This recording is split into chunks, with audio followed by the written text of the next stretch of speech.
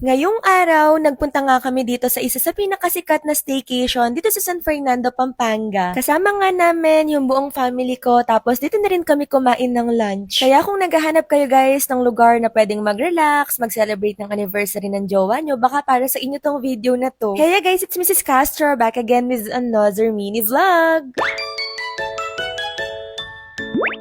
For today's vlog, ginising nga kami ni Amor. Tignan nyo naman, napaka-sweet nga, ano kayang meron. Actually, sweet naman talaga tong si Amor, pero mabilisan lang yung pagka-sweet niya. Hindi namin namalayan kang gabi na nakatulog pala siya sa tabi namin. Pati itong si Kali, ayan, tignan nyo ang sarap ng tulog at ginigising ko na nga din. Si Tabi at saka si Ponce naman, as usual, ayun, nandun sa baba at dun sila natulog magkasama. Magliligpit na nga sana kami dyan, pero tignan nyo tong si Amor, gustong gusto pang makipaglaro sa amin. Ang laki-laki na niya, no? After naming makipaglaro kay Amor, nagligpit na rin kami ng pinaghigaan para makababa na din kami dahil aalis pa nga kami ngayong araw. Ready ko na agad yung damit ko kasi nga after nito, maliligo na rin ako. Kaso lang naisipan ko munang iluto itong bagoong na nasa ref namin dahil nung isang araw pa to andito. Sabi ko baka masira na bago ako maligo, lutuin ko na muna to. Etong niluluto ko ngayon, bagoong bataan to. Ito talagang bagoong na to yung gustong gusto ko, hindi na yung kulay pink. Medyo maalat kasi yun Actually, hindi talaga medyo maalat talaga kapag pink. Ito kasi ang sarap niya. Medyo pinawisan ako and after nyan, dumiretso na ako sa banyo para makaligo na. Fast forward, natapos na rin kami sa pagligo at pag-aayos, kaya naman ready to go na din kami. Meron kasi kaming lakad ngayon dahil nga birthday ng bunso kong kapatid at isi-celebrate namin yun sa Azure. Iniwan na lang namin yung mga fur babies namin dahil meron naman din silang kasama yung kapatid ni Mr. Castro. Alam nyo naman, hindi talaga namin sanay na iniiwan na matagal yung mga yun. Dumiretso muna kami dito sa San Nicolas, San Fernando dahil nga susunduin namin sila mama at si papa at yung mga kapatid ko. Birthday nga ngayon ni Kate at dito kami sa Azure magse-celebrate. Mabilis lang naman yung naging biyahe namin dito kaya naman ayan nakadating na din agad kami. Pagbaba nga namin, binaba na rin ni Mr. Castro itong mga daladala niyang gift set from Body Expert. Ito din yung pinakita ko sa inyo sa last vlog namin. Ayan, ipapamigay niya din dito sa mga kapatid ko at saka ibang pinsan. Mamaya kasi darating din yung isang pinsan ko dito. At alam nyo ba, hindi na nga ako nag-almusal para dito sa lunch namin kasi feeling ko masarap yung mga pagkain. At eto nga, nakapasok na kami at nasa 19th floor nga pala kami ngayon. Hindi kami nag-rent nito guys ha, kasi yung kapatid ko at saka yung jowa niya, sila yung nagpapa-rent nito. Kaya kung naghahanap kayo guys ng legit na pwedeng mastayan dito, eto, i-vouch ko to sa inyo. Alam nyo naman na maraming nagsikalat talaga na scammer ngayon, lalo na kapag ka magpapabook kayo sa mga ganito, naku, ingat kayo. Eto talaga, kapatid ko talaga guys yung makakausap nyo. At tignan nyo naman yung unit, napakalinis, very Instagrammable, kahit saang sulok pa yan. Tapos, eto nga pala yung kama, and may katabing salamin yan na pwede kayong mag-mirror shot. Eto nga pala yung FB page ng kapatid ko or yung personal account niya, dyan kayo pwedeng magpabook. Perfectong staycation na to kung gusto nyo magkaroon ng quality time sa anniversary, birthday, kung gusto nyo mag-surprise, pa-set up kayo ng balloon sa kanila. And then, meron ding balcony dito na pwede kayong tumambay dyan kapag gagabi, kwentuhan, ganun. Pagdating naman dito sa banyo nila, kumpleto yan guys sa lahat ng toiletries, wala na kayong dadalhin. From shampoo, hairbrush, shower cup, toothbrush, lahat na andyan na pati toothpaste. Pwede kayong magbaon dito ng lulutuin nyo kasi kumpleto yung mga kitchen utensils nila. O diba? Perfect mag-book dito. Kung di nyo ma-message yung kapatid ko, sa akin kayo magpa-book. Idadiretso ko na lang kayo sa kanya. Anyway, eto nga, pinagkanta na namin ng happy birthday yung kapatid ko. Tapos sabi ko na masarap yung ulam ngayon. Buti na lang talaga at hindi ako nag-almusal. Saktong birthday nga ng kapatid ko at sakto kabuwanan niya na din at manganganak na siya ngayong November. O diba? Ready na ako mang-spoil ng pamangkin kasi first pamangkin ko talaga to sa side namin. Anyway, tara, sabayan nyo na kami at kain na po tayo. Alam nyo, nanginginig na ako sa gutom niyan kasi hindi talaga ako nag-almusal. Nakaka-excite pang kumain kasi nakita ko merong crispy pata. Wala muna diet-diet ngayon, kaya naman ayan after namin kumain, hindi na ako nakapag-video guys kasi ang sarap ng kain ko. Nanood na lang kami ng showtime dito at ang laki ng kama. Tignan nyo, kasya kami lahat. At eto nga si Mr. Castro, bago pa makalimutan yung lahat, pinamigay niya na tong mga gift set niya from Body Expert. Tuwang-tuwa nga yung kapatid ko dyan at ayan pati yung pinsan kong si Karil at si Josh, nabigyan din niya. O sino pang gusto? Fast forward, na matapos nga yan, nakapagpahinga lang kami and then umalis na din kami at tignan nyo naman yung nanay ko, may pasyaron pa. At inuli ni Ergoing niya tong box pizza.